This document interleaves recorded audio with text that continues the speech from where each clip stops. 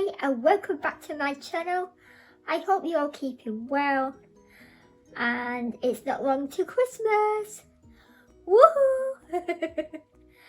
So in today's video I'm going to be talking about a service that I use and many other people with disabilities also use across the country, and that is direct payments. Now I'm going to explain a little bit about what it is and my experiences with using direct payments. So if you want to know more, then do keep on watching and I'll see you in the next clip.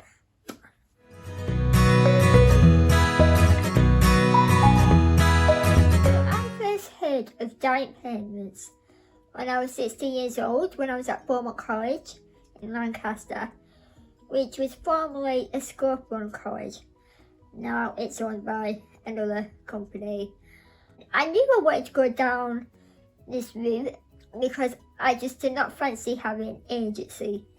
Now you can have agency where they're getting paid directly and they choose when, who, how much, and what they can and can't do.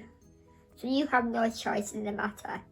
You don't know who's coming. You'll get set times every day, but it's when it suits them, not when it suits you. Whereas direct payments, it's a budget that allows me to choose the staff that I want to hire and employ, and to be able to do what I want when I want, you know. It's more tailored around my needs, the hours, you know, so I could choose the hours and everything and how many hours I got. Or so I believe. So I was about 19 when my social worker applied for me to claim for direct payments, and I was successful. And a few months later, I met a lady who's in charge of it locally, and she came to the house. I said, you know, we'll do this and that and the other. All you need to worry about is who you want to pick. So we did that. We went and met this lady. She was 4 years older than me. So my first personal assistant, they won't be female, obviously, because I'm a female.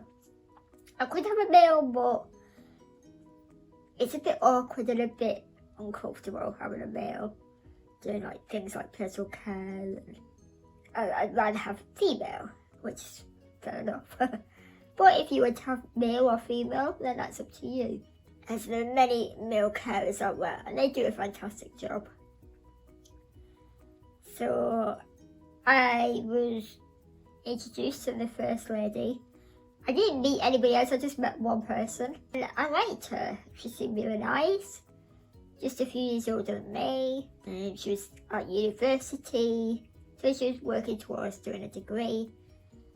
And she had no real commitments apart from university, where she would travel through 1 or 2 days a week. So she was very flexible. And we did like a lot of similar music, which was good. We'd listened to a lot of Madonna, the Immaculate Collection, I remember that. That was something we had in common. Now, this is very new to me. I didn't have the voice that I gained when I was at Beaumont. Because we in Beaumont, you're in a very safe place. They encourage you to. Whether they like you to or not, that's a different matter. So when I came out into the real world, big bad world, as we called it when we were at Beaumont, it was real. And it was harder than I imagined it to be. Because I was now the boss of somebody. I was when I was in charge of the wages. Although the very first lady I had, she took control of the hours that she did, and she did all the paperwork herself, which was fair enough on her part, you know, she knew what she was doing. But we did end up having a few hiccups because I was overcharged on the expenses, because I was asked to, if I wanted to go for a ride while the carer went to have a ride tested at an eye clinic in Manchester, and she said you could come along for the ride, keep company. it's up to you. I said, yeah, okay, why not? And then when we got back, she'd put in mileage, which it was a bit, because I weren't too sure that was allowed, because it had to be in the hours, and this wasn't in the hours that we'd scheduled. We'd already done the hours, so this was extra, and she had asked me, not the other way around. And anyway, the social worker that I had at the time, who was amazing, the best social worker I've ever had, and she was just so lovely. She is, she's a mum now, and yeah, she's lovely. And when she was looking through the paperwork and the finances, she asked me what was this particular event, and he explained what I just told you, and she was not very happy. So she's taking advantage. You know, if she asked you, she shouldn't have claimed anything. It's different if you asked her, which I completely agree with. And there was a bit of a disagreement between my social worker and the carer. I kind of just stayed in the background. I ain't getting involved. Because at the end of the day, my social worker was just looking out for my interests. She didn't want to have me to have to fork out for something that wasn't my fault, and she didn't want me getting taken advantage of. Whereas the carer was kind of thinking, oh, bit extra money, get what I can. You know, it's not. And I can understand why. And I think the temptation is very high. But so apart from that, it was mostly good. Just get a bit boring at times because we kind of just do the same thing. But I didn't. See, the thing is, when you have carers, you gel with people more than you gel with others. You know, whether that's your friends, your family, your work colleagues, school friends, college friends, uni friends. You're always going to gel with certain people more than others. And I've had quite a few personal assistants over the years. Some I've gelled with really well. Some have been really, really hands-on. I'm not afraid to, do whatever I ask them to, even more than what's expected. So it's been up and down for me. The biggest thing for me is I get 7 hours a week, which is good. I'm thankful for. But I think that's because my mum's my main carer. So if I didn't have my mum's main carer, I may get a few extra hours, but I was still not getting enough for what I need. So it swings around about, really. I don't think it's fair, because it's not just good for me, it's good for my mum and dad to have a bit of respite. It's good for me to have someone who I get along with, who enjoys doing what I want to do. Even just a lot of the time I just want to stay in nowadays because I find it quite tiring going out. So because 7 hours isn't enough for somebody to have the only job, it's only if they're much older, but then that's kind of makes it harder because they're not going to lift my wheelchair. They're not going to lift me if in an emergency. So I have to have somebody a bit younger, and 7 hours isn't enough as a full-time job for them. So they always have to have other jobs alongside, which means that I have to work around their schedules. And many times I've had to go out when I've really not felt like going out physically. Like if I'm in a lot of pain or just not had very much sleep. Whereas if I'm planning it around my needs, I'm choosing it the times that suit me best. And I have tried to get more hours over the years. But how they work is they assess you at the beginning and they go by your physical needs. Now, they don't take into consideration if your disability fluctuates from time to time, or if it deteriorates, or if you have mental health issues. None of that was taken into consideration with me. Now, I don't know if that's the case for anybody else, which I think is totally unfair. And I don't think it's right, to be honest with you. Diary payments is supposed to be about me choosing the hours that I want. to give myself more independence, more time with people that I choose to be with. Give my mum and dad more time to be themselves. And they're not 21 years old anymore. Everybody needs a break. Everybody needs a break. If you have one parent that works, and then the other one obviously is a maid carer, they both need time together without me. I've had some wonderful personal assistants. I don't have a favourite one because at times they're all great. But obviously I gelled with some more than I gelled with others. One lady who was so lovely, so kind, so generous, very hands-on. Nothing was ever too much trouble for her. And she respected us as her employers. She was reliable, and it's just very sad that she died, and I miss her so much. See, when you do employ somebody, you do build up a trust with them. You have to trust them because they're coming into your home, into your life, doing your personal care, and deal with things that most people wouldn't even think about having somebody else get involved with. You do form friendships, even though it's a different kind of friendship because you're paying them. And yeah, I do miss this particular lady so much. I think about her all the time. Yeah, she was just wonderful. Sometimes for some people as well, they use being a personal assistant as a stepping stone or a temporary position while they're looking for other work. Like, I had a really lovely lady, really chatty and friendly. She was a mum as well, and she actually had to leave because she found a full-time job. She had a family, a big family, and this full-time job suited her family needs more. 7 hours isn't enough as a main job, so I was very sad to see her go. And then I had a few years ago, they changed the rules slightly so that you can employ your friends or your family.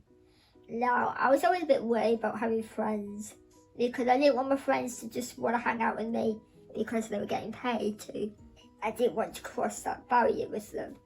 But I had one friend, we're still good friends today, and she came to work for me for a short period of time. It was after the one that died, so I wasn't ready to meet somebody new, obviously because I was grieving for this lady. And I think I was starting to get a bit tired of how direct payments was working, and it wasn't always in my favour. Even though I'm flexible as I can be, and easygoing and fair, but I'm not afraid to say, hang on, we need to make up the hours now, whereas I was scared when I first started. So my friend filled in for me, and that was nice. It meant that I got to know her better, and it worked for her as well because she was in between jobs as well. And then I met another lady. I was ready by this time, and she was a friend of a former personal assistant who had left to, I think she started another job as well, but then she left a few years ago. But now I employ my sister, who works for both of us, because I've known her all my life. I trust her more than anybody else, apart from my mum and dad. And she's like a friend to me. She knows what I can and can't do. She knows about my mental health issues, to not question them or to put me in situations where I end up feeling distressed and uncomfortable and end up feeling sick physically. And most of the time, because she's my sister, I'm just happy to stay in, stay in my pyjamas. She'll help me have a shower or do my nails or do a tropic pamper session. She'll help me wrap presents. Or we'll just sit and watch TV, put a film on, get a takeaway. And that means that my mum and dad can go out for a few hours, do what they need to do. And right now, I'd rather her have the money than somebody else who isn't reliable. Because I think you just get to a point in your life where you've had good experiences, but you've also had bad experiences. And then with diet payments not working the way that I'd hoped it'd work, it kind of made me feel a bit like, is there any point in this? I'm only getting 7 hours a week, and it's not enough to go for trips out. Like, if you want to split it, 7 hours is a long time in one go. So I used to always separate it, so like 3 and a 4, which means that you can't do anything. If you go somewhere for the day, time you get there is time to come back again. So it's so restrictive. Now, if it was 10 hours I go, then that'd be 5 hours a time, or break up to however suits me that particular week. It's not always it says it is. And I really do hope that people will put their foot down and say, look, I need more hours. This is what my disability is. You might be seeing me smiling and laughing, but that's not a reflection of what I'm feeling inside. So if that can encourage you to advocate for yourself or for somebody that you care for, fight for more hours, then do. Because that's what it's there for. That's what the reason of having diet payments is, to give you the control. But like, I have control now with my sister. That sounds really bad, but I mean, it just works out really well with my sister, because diet payments it's not just about personal care. It's about doing social things. Like, I've been able to go to shows, go see films, go for meals, go to the beach, go to a candle factory, go to Lake District, go to Blackpool, do a craft fair day. I can't do any crafting anymore. The only crafting I do is for this World of Dinky design. Christmas one, by the way, because my hands are just too bad. But, they enable me to do things like that, or be able to stay at home. So if you have a social worker, contact them and speak to them about diet payments, and then they'll introduce you to the right department, and then you'll get assessed for how many hours you get, and they'll work out a budget.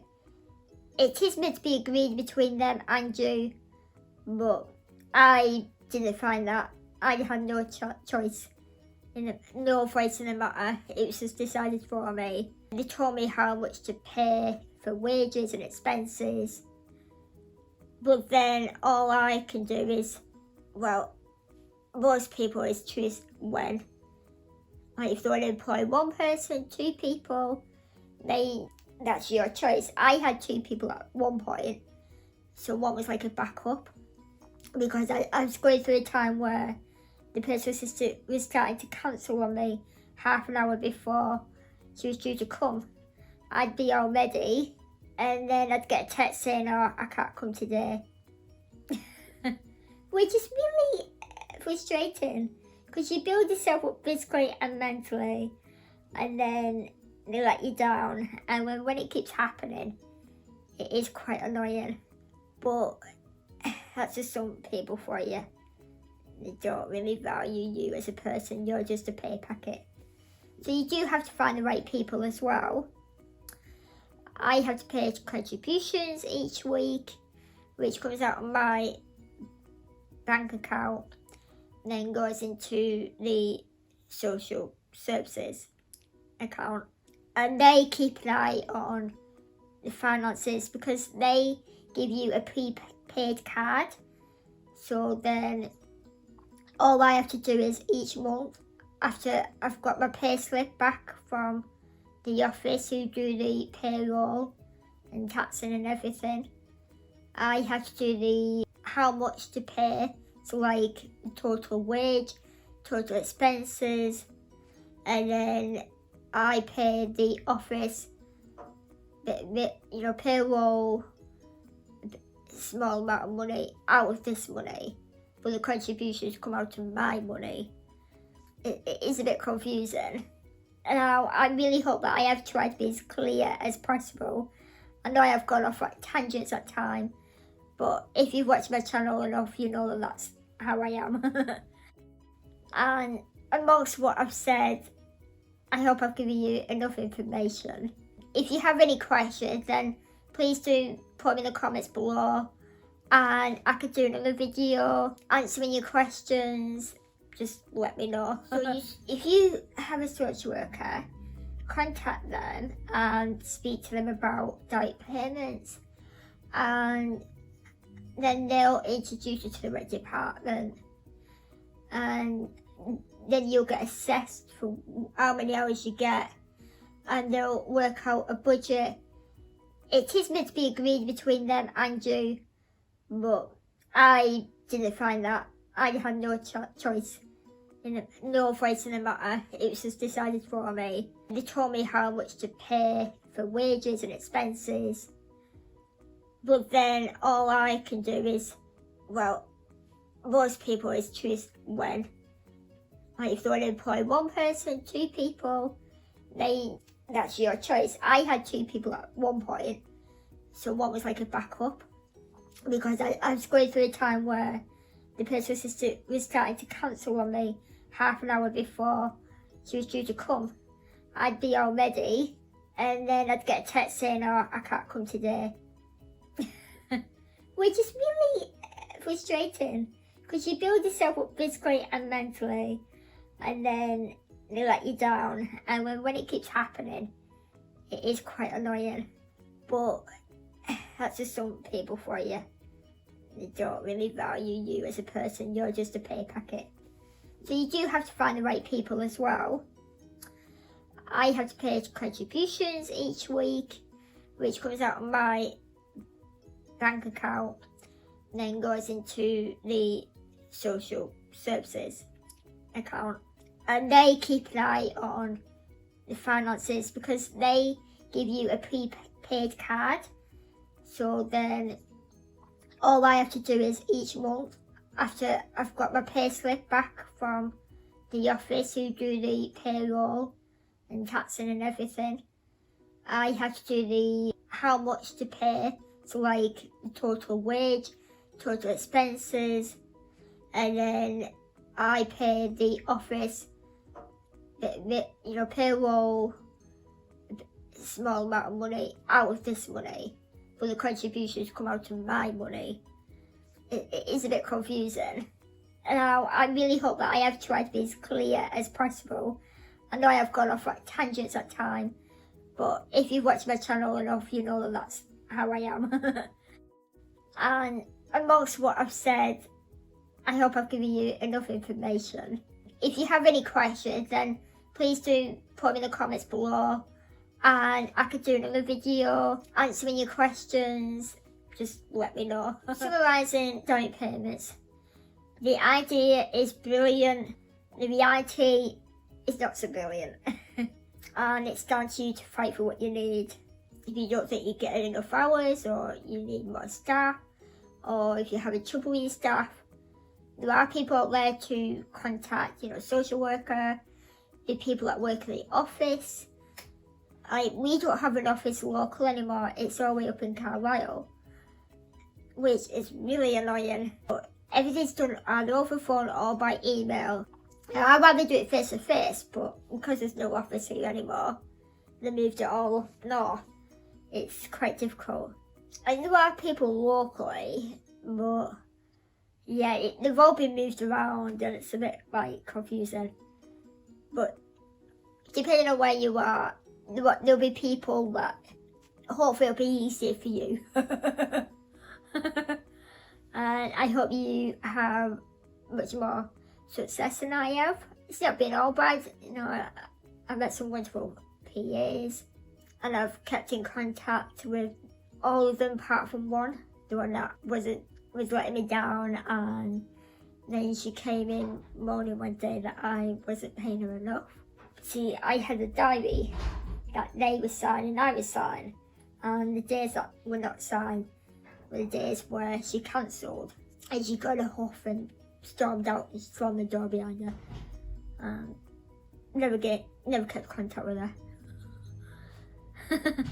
So yeah, that is all for today. I hope I've helped you in some way, and hope you found it fascinating hearing my experiences And if you liked it, then don't forget to give it a thumbs up and share. Somehow it may help somebody else. If you've got a son or daughter who's coming up to leaving college and they want to be more independent, then they may want to see this if they could follow me. What I'm saying and everything. If you're new to my channel, don't forget to click on the subscribe button and click on the notification bell so you don't miss any future uploads.